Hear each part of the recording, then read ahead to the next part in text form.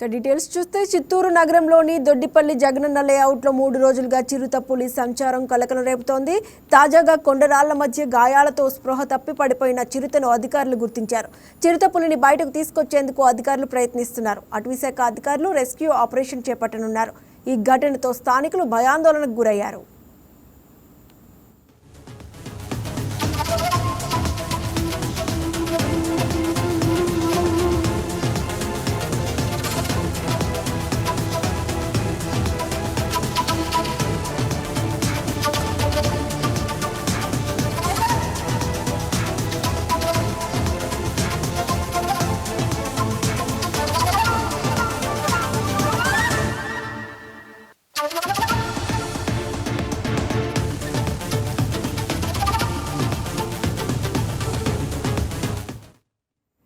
ఇక చిత్తూరులో చిరుతపులి సంచారం కలకలం రేపుతోంది. ఇదే అంశానికి సంబంధించి మరింత సమాచారాన్ని చిత్తూరు నుంచి మా కరెస్పాండెంట్ శివకుమార్ అందిస్తారు.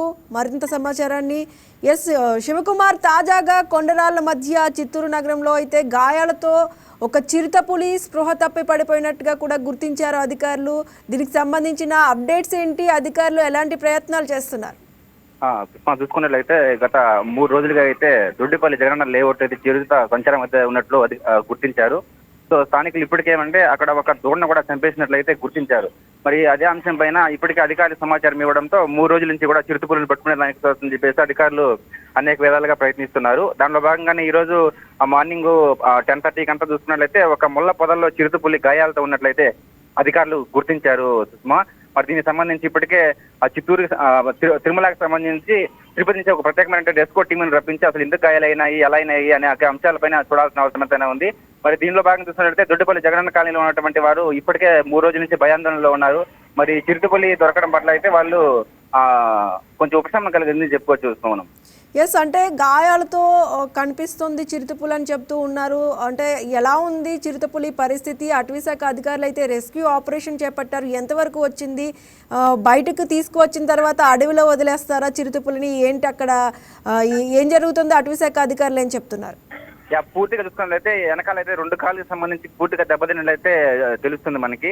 సో పూర్తిగా దెబ్బలతో ఉంది కాబట్టి ఇంకా తిరుపతి నుంచి జూ పార్క్ నుంచి వచ్చిన తర్వాత దానికి ప్రత్యేకమైన వైద్య బృందాలు చూసిన తర్వాత దాని పరిస్థితి తెలుసుకున్న తర్వాత అడవిలో వదిలే ప్రయత్నం చేయొచ్చు, లేకపోతే దానికి సంబంధించి పూర్తిగా మనకి అప్డేట్ తెలియాల్సింది సుష్మా. ఇంకా అంటే స్థానికులు కూడా భయాందోళనకు గురైనట్టుగా కూడా తెలుస్తుంది. స్థానికులు ఏమంటున్నారు? ఈ చిరుత ఎక్కడి నుంచి వచ్చి ఉంటుందని స్థానికులు సమాచారం ప్రకారం ఏమందుతోంది?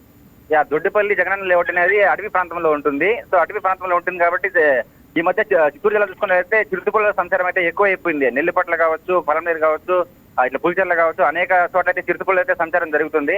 అటవీ ప్రాంతంలో ఉంటుంది కాబట్టి దొడ్డిపల్లి జగనన్న కాలనీ అక్కడ చిరుతపులి 3 రోజుల నుంచి వచ్చి అక్కడ పాక వేసుకునింది. అదేవిధంగా దోణ కూడా చంపేసింది. మరి 3 రోజుల నుంచి భయాందోళన ఉన్నటువంటి ప్రజలు ఆ చిరుతపులు దొరకడం పట్ల అయితే ఉపశమనం అయితే కొడుతున్నారు. మరి దీనికి సంబంధించి ఇప్పటికే భారత అధికారులు ఎవరు కానీ అటవీ ప్రాంతంలోకి వెళ్ళొద్దని చెప్పేసి ఇప్పటికే అక్కడ స్థానిక ప్రజలు కూడా ఆదేశాలు జారీ చేశారు సుష్మా.